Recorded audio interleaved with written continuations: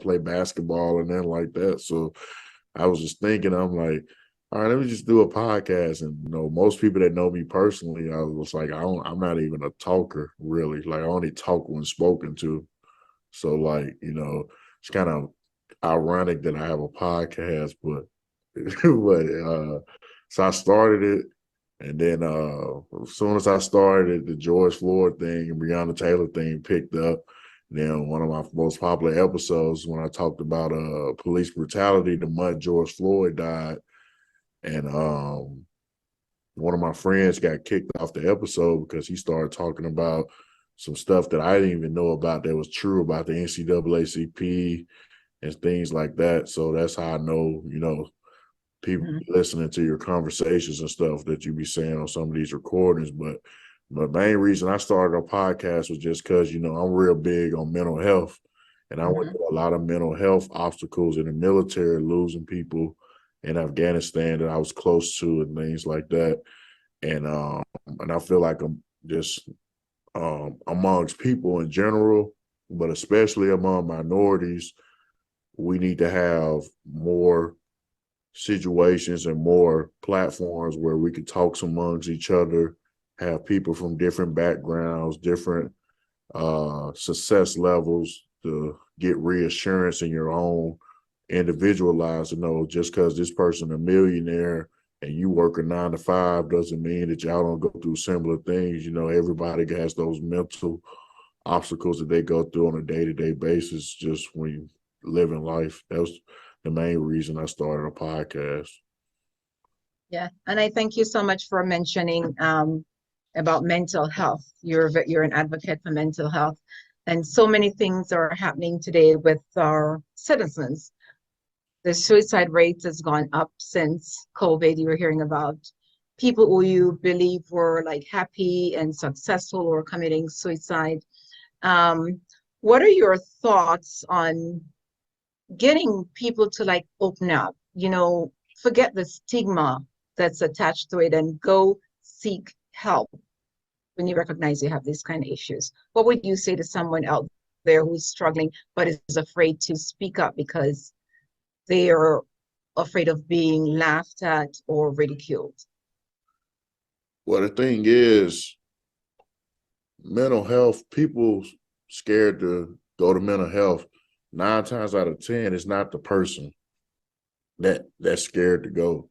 It's the environment that they're around. And it's most likely 9 times out of 10 is peer pressure. Just like in the military, like we have programs for behavior health, but we got leaders in the military be like, oh, nah, you a soldier. You don't need to go talk to them. You need to tough it out. You know what I'm saying? Like keep fighting. You know what I'm saying? And it's easy to get caught up in that because you're like, oh, well, I ain't no punk. You know what I'm saying? So it's like pride will come factors into it because you be like, I ain't no punk and then like that. So I ain't finna go that. So I had them thinking that I'm weak or anything like that. But, you know, I think it's just a change of environment and you just having that. I think everybody has that moment where they reach a breaking point. And sometimes you got to just look yourself in the mirror and be like, hey, I know, and I'm a big spiritual person. I pray and things like that, but I know I needed to talk to somebody. And I know I talked to my mom about stuff, my parents, but they couldn't relate to what I was going through with deployments and things like that in the military. So when I first went to my counselor when I lost my best friend in Afghanistan, I had went through a real deep depression. And I talked to him every week, once a week for 2 years straight. And me and him built a real strong relationship. And, my first couple of appointments, it was kind of awkward. Like we wasn't talking as much, but as I got more comfortable with him, I used to look forward to going. It got to a point where I look at my calendar and be like, oh, I got a behavioral health at 1. I get there like 30 minutes early because I'll be excited to talk to him, so it felt like a release when I get out of there because, I know he don't know nobody because you can have a best friend, you know what I'm saying? But they can have mutual friends that and things like that. So some in the back of your head, you're gonna be like, what happened if they tell them, what I told them, you know what I'm saying? But good thing about behavioral health, 9 times out of 10, that person ain't gonna know nobody in your personal life. So once you start venting to them, and it's a plus if y'all got a connection, if y'all can spark off on some similarities or something like that, then you ain't got to worry about nobody finding out your business. It's confidential. So that was one thing that helped me out, when I was going. Yes, yes, it is confidential. What you share with your counselor is confidential. Glad for you to say that. And I'm so happy that you're talking about this topic publicly, because that will inspire someone who is struggling and or who is afraid to come forward to do so and seek help. So cut down on, the number of people or leaving their families at their own hands or deteriorating because they hesitate to seek help. Okay, thank you for bringing that up. Now, tell me about the moment when you discovered that your podcast was huge. How did it feel when it just went viral? Uh, I still struggle with that to this day because uh, I don't be thinking my podcast is as big as it is until like certain things happen. But uh, it was I started doing visuals in March of 2022. So that's when I started working on my YouTube channel and started back uploading all the video podcast episodes that I did from 2020 and 2021. Then once I got caught up on the YouTube videos and I started releasing every week, every Monday, and then I started being heavy on Instagram, reaching out to people, things like that. Got an interview from one of my favorite rappers' son. He passed away, Shawty Low, but he has a junior, his oldest child, and he looks just like him. It's crazy, but so I got the interview with him. That was my first big interview, and I'm real tight with one of my ministers, and my minister prophesied all this stuff to me. Oh, he told me everything that don't happen with my podcast. He told me it was gonna happen, and everything don't came to pass. And I got my first big interview with Shawty Low Jr. and Derez Deshawn, which is a platinum selling artist. And then once those two happen, then I got a couple more big names after that. And then the Lil Flip interview happened at the end of last year. And when I first got that big interview, and when I got those couple other big interviews, Spotify had sent me a rap. Before that moment, I interviewed a guy named Dr. Credit. And this how I knew my podcast was big, because this guy turned out to be a scam artist. So when I uploaded the video, he was portraying to be like a mentor, like helping people with things like that. So I only had the video up for probably like 16 hours. I get a call out of nowhere. I still don't know who it was to this day. I'm thinking it's the feds, but they said it was like a real important person in the music industry or something. And she said she was dating a real popular music producer, but she told me to take this episode down because we've been looking for this dude, and we got this case at the DA, and she showed me Google results of he's banned from doing business in California and Vegas for scamming people for real estates and things like that. And I was just like, dang, how did they find my YouTube channel? Like, you know what I'm saying? And just because he reached out to me on Instagram, and he's talking about his credit repair company. So I didn't think twice to look him up. I was just like, oh, he got a credit repair company. This would be something, I'm saying, good for people to get into, to get their credit fixed or whatever. I ain't think twice about it. But, that's why I had to start researching people. That was the moment I had to start researching people after that happened. But then when Spotify sent me the rap this year and told me that I was in the top 30% most followed podcasts on Spotify, and I'm in the top 5% most shared podcasts globally because I'm in 6 different countries. That's when I really knew, when they showed me the numbers, because even though I knew I was getting these big guests, you know, it until people tell you something or you get certain emails or things like that, it's kind of hard for you to like put 2 and 2 together, you know. That's awesome. Congratulations. So now you vet your guests because what you put out is a reflection of you, right? Right. Yes. Yeah. So we have to be careful being in the public eye and what we share on and social media and other platforms. Now,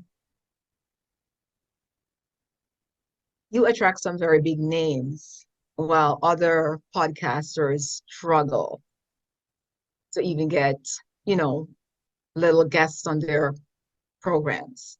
Any advice? What 3 tips would you like give to someone starting a podcast who wants to hit big time? Well, my whole thing was you have to anything you do, you have to learn the business. A lot of people just jump into stuff and they don't know the business. Like podcasting is almost like the news. It's all advertisement.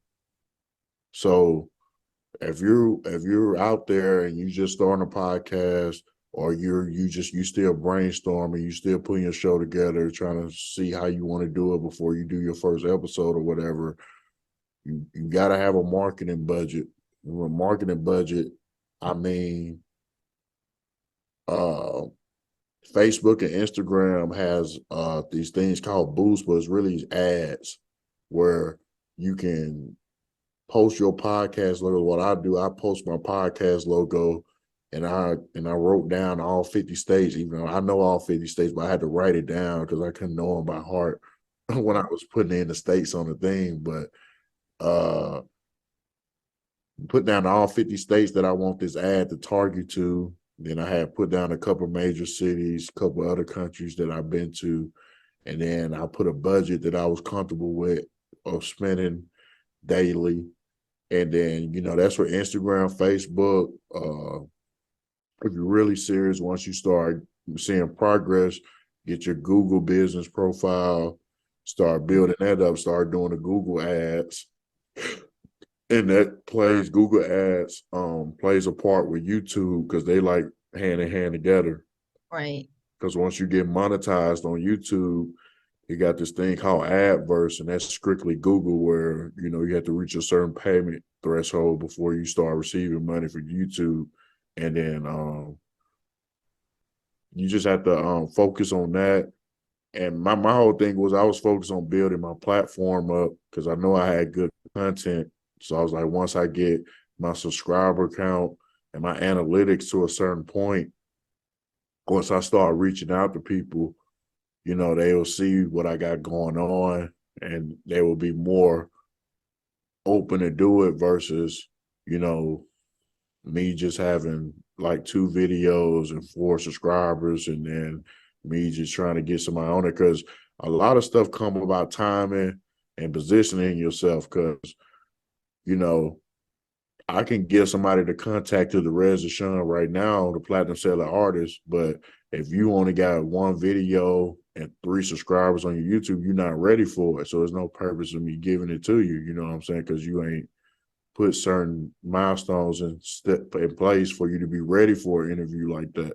So everything is a process. It's just like anything else in life. If you're an NBA player, you get drafted as a rookie, you know, you went from being the best college player to now you one of the worst players professionally because these dudes been playing professionally for 15, 16 years. Mm-hmm. You got to start back all over and start and get up to the point where they at. So it's just that's one thing. And I look at a lot of other podcasts too. That's all I do all day.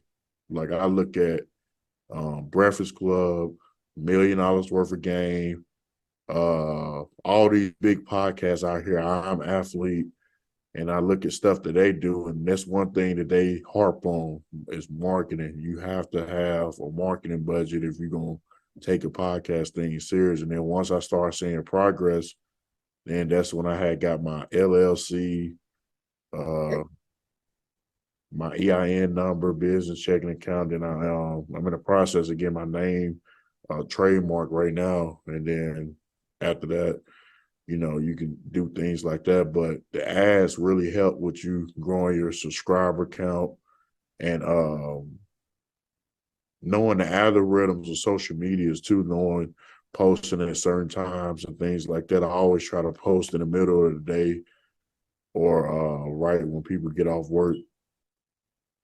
Oh, that's good. So you have to study the markets. Like I'm an author, and one of the things I was always told was to read in the genre in which I'm writing. So that's what you say. You listen to the podcast, so you're learning from the other people who are doing well. So you could copy them if you want, or not do some of the things that don't align with you to say, right? Yeah, absolutely. Because one thing that I did at first, I was only dropping one episode a month at first. I didn't start dropping every week until the end of 2021. That's when I started dropping every week because I started saying, oh, all these other podcasts, they drop every week. I'm only dropping one a month. And I was like, that ain't gonna work. You know what I'm saying? So that's when I had to switch that up. Yes, you have to study the competition or whoever is out there doing what you want to do and learn and grow accordingly. Great. Any last thoughts for our listeners? Anything you want to know them about, Eric? As far as podcasting, Anything at all? well, I think what for anybody that wants to start a podcast, or anything you want to do, and it don't have to be a podcast or anything you want to do, it's always good to write stuff down. I was talking about this like 2 days ago. I was like, it's crazy, like all the success I got off my podcast, and I wrote this down on a piece of paper almost 3 years ago. You know what I'm saying? Oh, Like everything that I wanted to do, like just little goals that I wanted to accomplish and things like that. And it's cool not to know everything. Like I know, I'm a smart person, but I'm not too smart to not take information from other people, especially if they've been doing it longer than me or they know some people that's and doing something that I'm doing. So I always is an open sponge to people that has good information that reaches out to me and try to give me advice and things like that. And anything you do, like as long as you're consistent, like you're gonna get over a lot of hurdles, just like I tell a lot of people, live podcast is good, but me personally, I stopped doing it because I think it's too much pressure. Now, it might not be too much pressure for other people because, I have other stuff going on. So I can't just be like, oh, I'm gonna do an episode a day and I'm gonna drop it the same day, because I was doing that at first and then stuff would come up and then I go weeks without having an episode come out. So that's when I started pre-recording. So now, right now, I got episodes coming out every week all the way through June 25th already. wow. I already recorded. And the reason I do that is because, some come up, whatever, family emergency or whatever, you know, stuff, my train's still rolling and it don't make it look like I'm not doing anything. You know what I'm Yes. saying? Everything is still rolling and I keep everything in sync.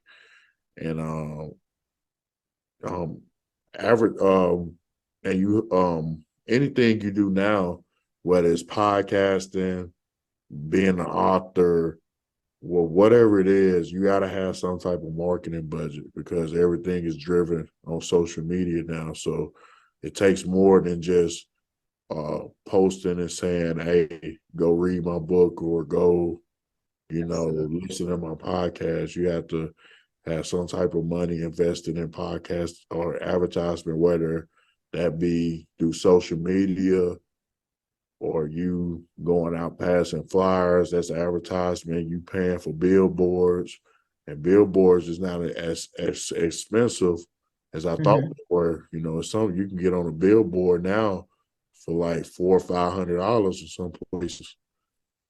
And the way billboards work now, you know, you stay up there for 30 days. So if somebody don't buy that slot after your 30 days up, you're gonna stay up there. So you might luck up and be up there for 3 or 4 months if somebody don't Yes. buy that slot behind you. Okay. Awesome. So in other words, you're saying plan, set your goals, write them down, be committed, be consistent, educate yourself, and Right. have a budget.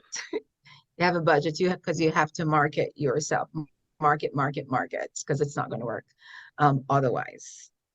Hear that, Right. listeners? Plan, set your goals, write them down.